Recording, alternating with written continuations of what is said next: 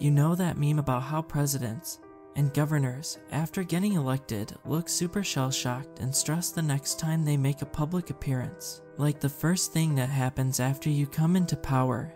Say you're pulled into a room and told all of the secrets of the world. Well, turns out it's true. As a matter of fact, it's a VHS tape. The 4-hour tape was always a bit of an urban legend at the office. I'll be keeping the details of my role in government very vague, but to be absolutely clear, I am very low level. My role is caked between layers of bureaucracy, and in the grand scheme of things, it's a pretty inconsequential role. When you're working at my level, you're generally not privy to any high-level secrets. Yes, top secret meetings did occasionally happen in our building, but my focus is pretty limited and heavily administrative. So, you do what any other department does when you're in the bottom rung of the hierarchy. You discuss rumors, rumblings, crazy conspiracy theories, and everything in between. It's water cooler conversation for us. And I wonder what the folks at the top are doing right now, that kind of stuff. Out of all of the rumors that fluttered around the office, the 4-hour tape was always the one I found the most fascinating. The crux of it, once you reach the highest clearance level, you are sat down and shown this tape. None of us knew what the contents of the tape were, or if a tape like this even actually existed, but it was fun to speculate about it from time to time. Most of the time, we found with our little rumors and conspiracy theories that the most mundane answer was usually the correct one.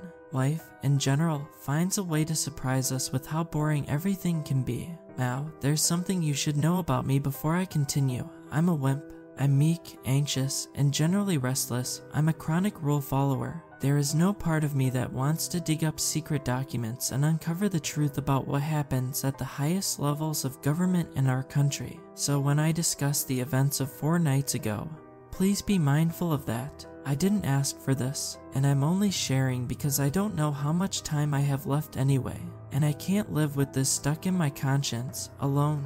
It was nighttime at the office. I'm known to be a bit of a chronic workaholic, and there was something I really wanted to get done before the week was over, so I was working later than usual. I went to print a document on what I thought was the printer in my immediate vicinity. The notification on my computer showed that my document was being printed, but I didn't hear any noise or paper coming out from my local printer. I checked the name of the device I selected, and it looked like I'd accidentally clicked on a printer that was being used on another floor. I sighed. In any normal circumstances, I probably would have just forgotten about that mistake and reprinted the documents on my local printer again. But our general management here is quite stringent on us making sure that all confidential documents are accounted for. We are not allowed to share department-specific documentation to other departments. Screw it, I thought. I looked up a map in my inbox showing the locations of all of the company printers. Turns out, I'd accidentally clicked on the printer named Prince Charming on the 7th floor. Funny name. Off I went. I really should have just let it be. I got to the elevator and rode it up to the 7th floor. I emerged onto the mostly empty office area. In case you were wondering, the building I work in is huge. But I'd worked there long enough to know my way around it, so I knew the area surrounding the printer relatively well. I made my way through the hallways, and eventually spotted the printer with my freshly printed papers minting it. I gave myself a mental pat on the back for continuing my lifelong streak of following the rules. As I went to grab the papers, I noticed some light buzz in a meeting room nearby. I looked through the window to see roughly 10 people hanging out around a snack table. In the room was a large old-looking TV on a cart, and rows of some of the fanciest folding chairs I'd ever seen, organized in a neat fashion. I didn't think much of it and started walking off, until I heard the door open. "Hey, Mr. Boskowitz, right? Jesus man, we were supposed to start 15 minutes ago. Get in here." What? No, sorry, I think you have the wrong. I don't care why you're late, just get in here, grab a plate of snacks and sit down. We're starting soon. Put your phone in the bag, electronic watch in the bag, and anything else on your person that can be used to record audio or video.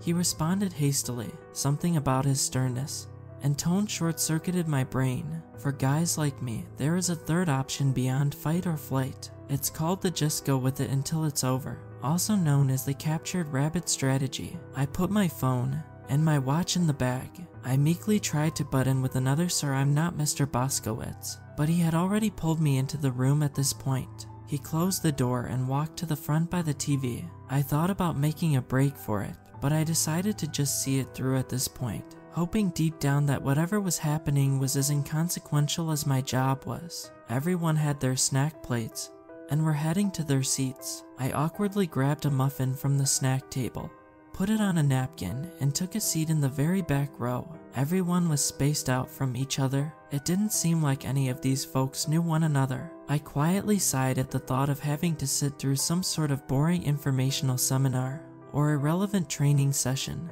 After a few minutes of everyone settling in, the man who originally brought me into the room started talking. There was an equally serious guy standing next to him, and a Secret Service looking fella standing in the corner. I started wondering to myself why we were going to watch a video off of a very old school looking TV. Felt like we were all back in elementary school or something. "Alright, I just need to do a final run through before we get started," the man at the front said. "I know you all read through the emails and signed your releases. I just wanted to recap some ground rules. You're allowed to get up and grab another snack, but beyond that, we want you to pay full attention to the tape once it starts playing. If any of you need to go to the bathroom, we strongly urge you to wait until the presentation is over. If you absolutely have to go, we will pause the tape and one of us will escort you.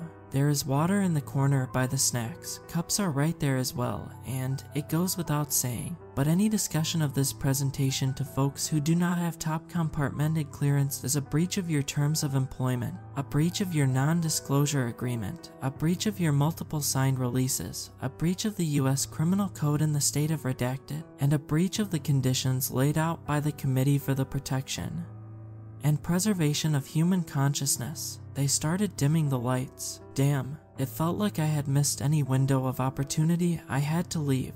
Too late. That committee name he highlighted sounded way above my clearance level. One of the men at the front of the room pulled out a VHS tape from a bag, and very slowly and securely put it into a VHS player. He pressed play. I took a deep breath. Those water cooler conversations I'd had with my coworkers were starting to float to the top of my mind, but I quelled them. There was probably no need for panic. It was just a stupid government meeting, right? The tape started. The beginning was familiar enough. Various disclaimers about this being incredibly confidential material. Yada yada yada. Insignias of relevant organizations, presidential libraries, stuff like that. I'd seen lots of videos like this already, but wait. That insignia looked strange, like something was off.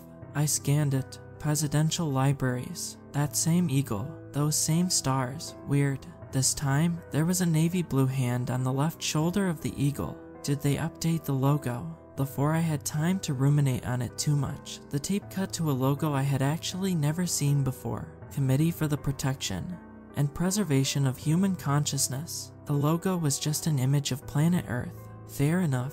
The video cut to a room that looked similar to the Congress floor, but with some strange differences. Seats were much more spaced out, the podium looked like it had seen better days, and the whole room looked to be on a pretty steep incline. Everything was in black and white. It looked like there were about 50 people in attendance. It was hard to make out the faces. Everything looked very dated, like the video was from the 40s or the 50s. The tape lingered on this one shot for quite a while. Minutes passed. I noticed what looked to be a choir, all in outfit, and perfectly huddled next to each other, standing in one of the corners of the room. It really felt like I shouldn't have been seeing this. None of this was meant for my eyes. After a few more minutes, the tape abruptly cut to an awkward angle video of a man speaking at the podium in the room. It was too zoomed in, enough that you couldn't see his eyes or his hair. It didn't look all that professional. I couldn't tell who he was. He spoke. Members of the Committee for the Protection and Preservation of Human Consciousness, I thank you all for coming tonight. We are lucky to be in the good graces of our visitors today. Without rehashing our painful history, the tape cut to a camera slowly panning over all of the faces of the folks seated in the room. The attendees looked pained. Somber. The man continued his speech as the camera continued panning over the committee. We can acknowledge that the journey to this moment has been an arduous one. I am pleased to say that humanity, faced with a dire ultimatum, has come to a majority decision. To our esteemed guests from across the solar system, we are thankful for the opportunity you have given us to negotiate with you. I felt adrenaline. Damn, we had made contact with extraterrestrial life. This was the truth.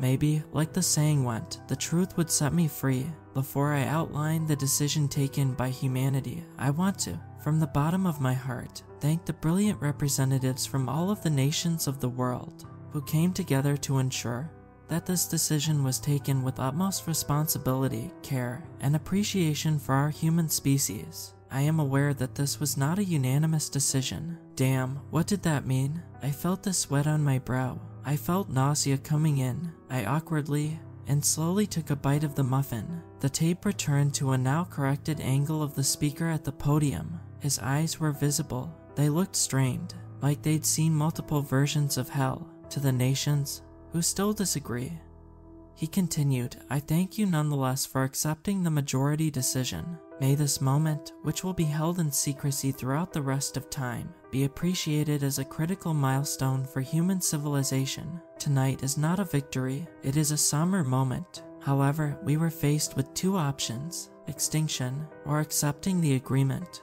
We made our choice, and I believe time will show that this was the right decision. What was this? I hereby announce that we accept the agreement provided by our special guests, who have chosen to go by the name Redacted. The intergalactic species known as Redacted will allow humanity on planet Earth to continue to populate, grow, and innovate. In return, all governments of the world will honor the promise. He needed to spit it out. What the hell was this agreement? We will not be covering every element of the agreement in this session. I will, however, highlight the main points. At this point, the video showed the man at the podium looking down. He was reading off of something. For the first time, he looked nervous, scared. I saw some humanity in him. We honor the agreement that Redacted hold the right to visit planet Earth on a recurring basis. They will be allowed to consume, for the basis of nourishment, a majority of the human population on planet Earth. After every visit, the remaining humans on Earth will be expected to breed and grow to capacity in time for the next visit. We acknowledge that we will maintain a parallel history which will be shared with our world's population, to ensure that humanity stays motivated to continue existing as a species. This parallel history may suggest that mass extinction events are the results of man-made folly as opposed to the work of external forces. For the first time, my fight or flight response was actually flight. I wanted to escape, but I didn't know what I'd even be running from. The last visit by Redacted was approximately in the year 1346, and it lasted 7 years. We will continue to honor our parallel history about this event. I just wanted it to end. The next visit, which will not be met with resistance, will be in the year 2028, and will run for 1 full calendar year on Earth, marking a 675-year gap between the last significant visit by the species known as Redacted.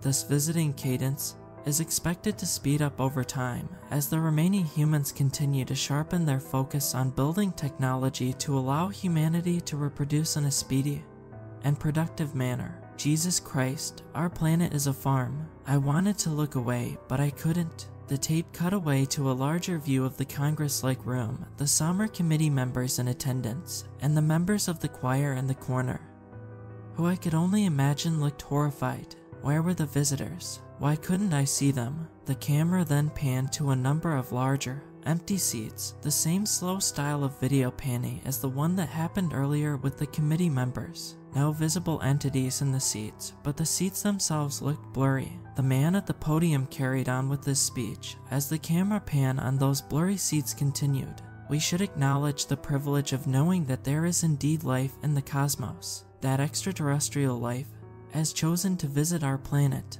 and that the cycle and balance provided by nature extends beyond the confines of planet Earth.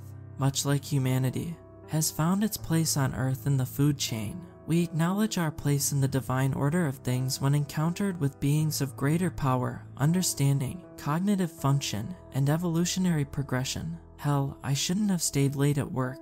I should have made my identity clear from the very beginning. I knew that I wasn't supposed to see this, and while Damn, it really looked like the speaker was about to cry.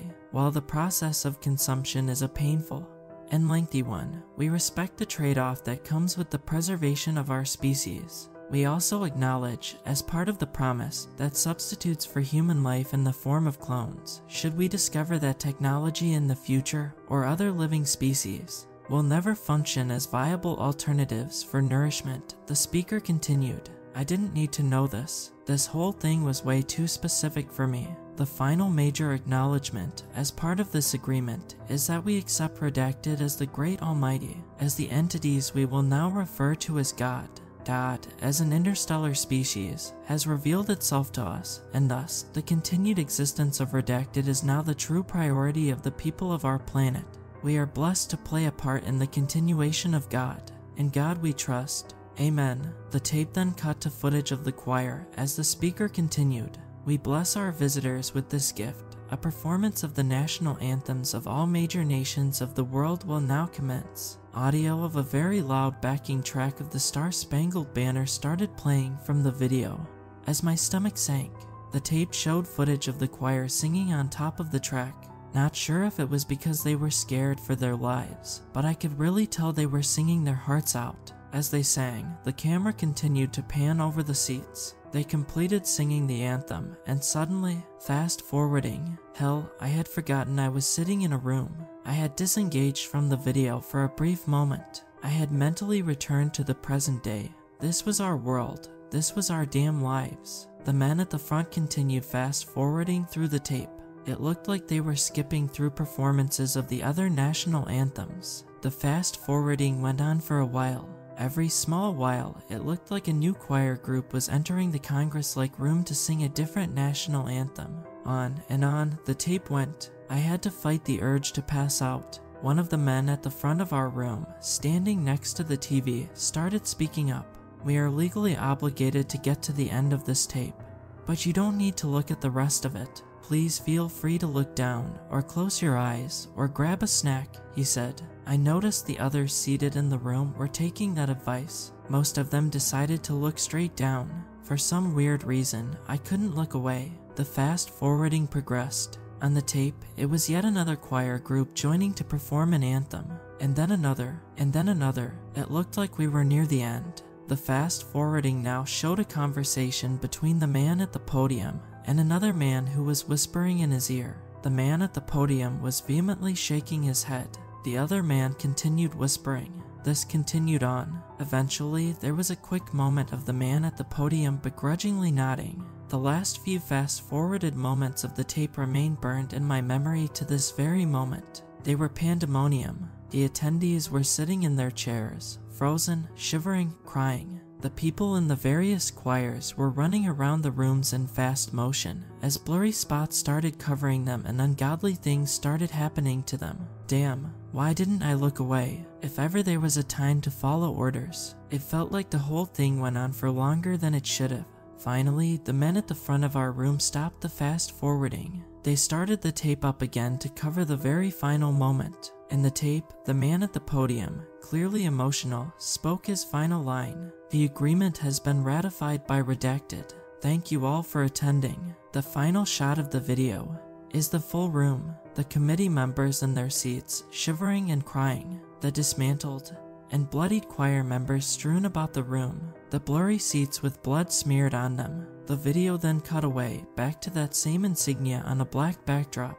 The presidential libraries, that eagle, those stars, the navy blue hand on the wing of the eagle. The lights in our room turned on. The rest of the night was a blur. The men at the front of the room told us it was best for us to sit for an hour to digest the information. No discussion about the video was allowed to take place. When we were ready to stand, we were allowed to leave and go home. They gave us some pointers on how to accept the information over the coming weeks. Things like taking long walks, exercising, watching a sitcom. I wasn't worried about them realizing that I wasn't supposed to be there. If anything, I felt a strange camaraderie with everyone in the room. We were all, truly, in the same boat. As soon as I left the building and got in my car, I just drove for as long as I could. I would stop for gas, then I'd keep driving. I'd stop again, then I'd keep driving again and again. I'm holed up in a hotel now. I'm just glad I could get this off my chest. The funny thing is, all I can think about is the length of that stupid tape. While I can't confirm, I feel like if it were played straight through without fast forwarding, it would have only been 3 hours. I wonder if the 4-hour tape rumor came from the fact that we all needed that extra hour to digest the information. And now, you're probably wondering, why don't I name the species that is going to spell humanity's doom throughout the rest of time? Why am I calling them redacted? Well, as the self-appointed leader of the committee for the acknowledgement that we should have just chosen extinction, I don't feel the need to honor our captors by calling them by their name. If I don't see you again, subscribers, I appreciate the water cooler conversation.